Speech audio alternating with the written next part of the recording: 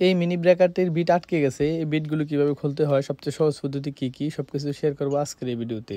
আপনারা যারা এই ধরনের কাজগুলো শিখতে চান, যেমন যে কোনো ধরনের ফ্যান, মোটর, ইজিবিকের মোটর থেকে শুরু করে 3 ফেজ মাড পাম্প, সাবমার্সিবল অথবা ইজিবিকের মোটর, চার্জার, কন্ট্রোলার বা ব্যাটারির আইটেমগুলো, ফ্রিজ, এসি বা ব্লেন্ডার জাতীয় যত মেশিন আছে বা induction cooker, rice cooker, heater meter যা কিছু আছে বা পাওয়ার টুলস যেটা আমরা ঠিক করতেছি, অথবা পিসিবি বা সার্কিট রিপেয়ারের কোর্স সব কিছুই পাবেন আমাদের ইউটিউব চ্যানেলে।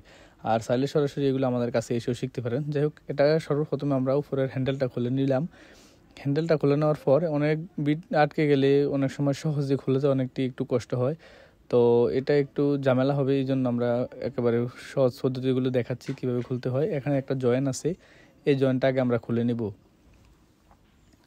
এই জয়েন্টটা খোলার জন্য আমরা এটাকে ধরে রেঞ্চ দিয়ে এইভাবে চাপ দিলে কিন্তু এটা খুলে যাবে। না খুললে হাতুড়ি দিয়ে যে জায়গাতে জয়েন্টটা হালকা বাড়ি দিবেন, দিলে এটা খুলে যাবে অবশ্যই। তো এটা খোলার পর তারপর আমরা বাকি অংশটা রেখে দেব। দেখুন, এটাই আমরা খুলবো, এটা এখানে আমাদের কোনো কাজ নেই, এটা আলাদা থাক।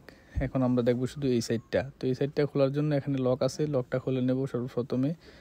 এই লকটা খোলার পর বাকি অংশগুলো খুলে আমরা আলাদা করে নেব। দেখুন, লকটা রাখলাম, উপরের কাবার এবং স্প্রিংগুলো এখানে, এগুলো আমার কাজ নেই, এগুলো আমরা খুলবো না, এগুলো থাক।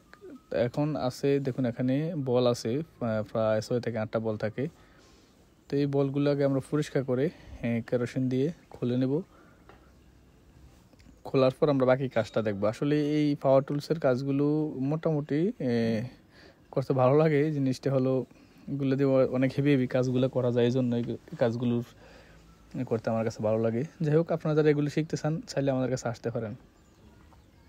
তো এটা দেখুন, এই বিটটা কিন্তু এটাই হ্যামারিং করে। তো এইটা হলো আমাদের কাঙ্ক্ষিত কাজটি। এখানে আমরা এটা খুলতে হবে। তো এই দিক দিয়ে অনেক সময় হাতুড়া দিয়ে টোকা বাড়ি দিলে খুলে যায়, অনেক সময় অনেক প্রেশার দিয়ে খুলতে হয়। দেখুন, ভিতরে এটা আটকে গেছে, ক্রসভাবে আটকাইছে। তো এটা খোলার জন্য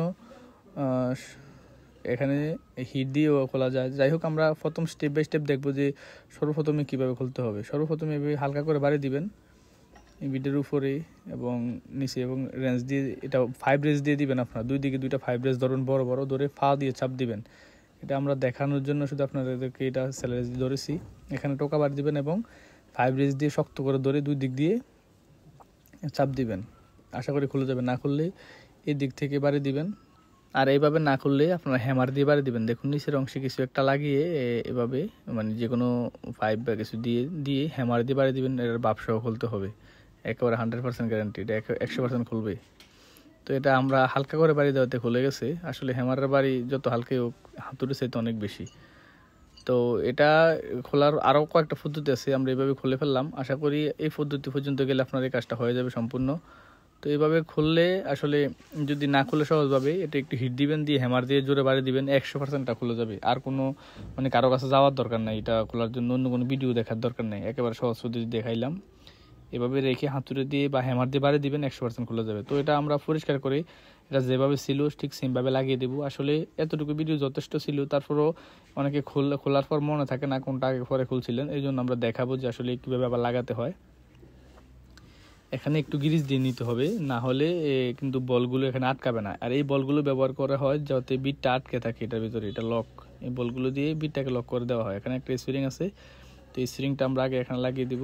দেওয়ার পর এখানে কাভারটা লাগাবো। কাভারের 2 দিক আছে, এই উপরের অংশটাতে আবার একটা ওয়াশার আছে বড়, এটা দিব। দেওয়ার পর এখন আমরা লক লাগিয়ে দিব। এই উপরের অংশের কাজটা এতটুকুই। এই দেখুন শেষ। তো এখন আমরা পিছনের দিকে একটু হালকা গ্রিজ দিয়ে বা মোবিল দিয়ে দিব। দেওয়ার পর এখানে এটাতে কিন্তু হ্যামারিং হয়। তো এটা লাগিয়ে দিলাম। এখানে বাড়তি তেমন কিছু নাই কাজটি। আসলে এরকম ডিলের ভিডিও অনেক আছে, একেবারে A to Z ডিলের ভিতরে, এই মিনি ব্র্যাকেটের ভিতরে কোথায় কী আছে একেবারে বিস্তারিত প্রত্যেকটি ইঞ্চি আমরা দেখিয়েছি একটা ভিডিওতে। চাইলে বিস্তারিত জানতে চাইলে আমাদের ওই ভিডিওতে দেখে নেবেন। A to Z একেবারে একটা ভিডিও, একটা কোর্স হিসাবে বলতে পারেন। তো যাই হোক, যারা এই ধরনের কাজগুলো শিখতে চান অবশ্যই আমাদের সাথে থাকুন, আমাদের ইউটিউব চ্যানেলটি ভিজিট করুন। আর যারা প্র্যাকটিক্যাল শিখতে চান তারা চাইলে আমাদের কাছে আসতে পারেন। Thank you for watching this video.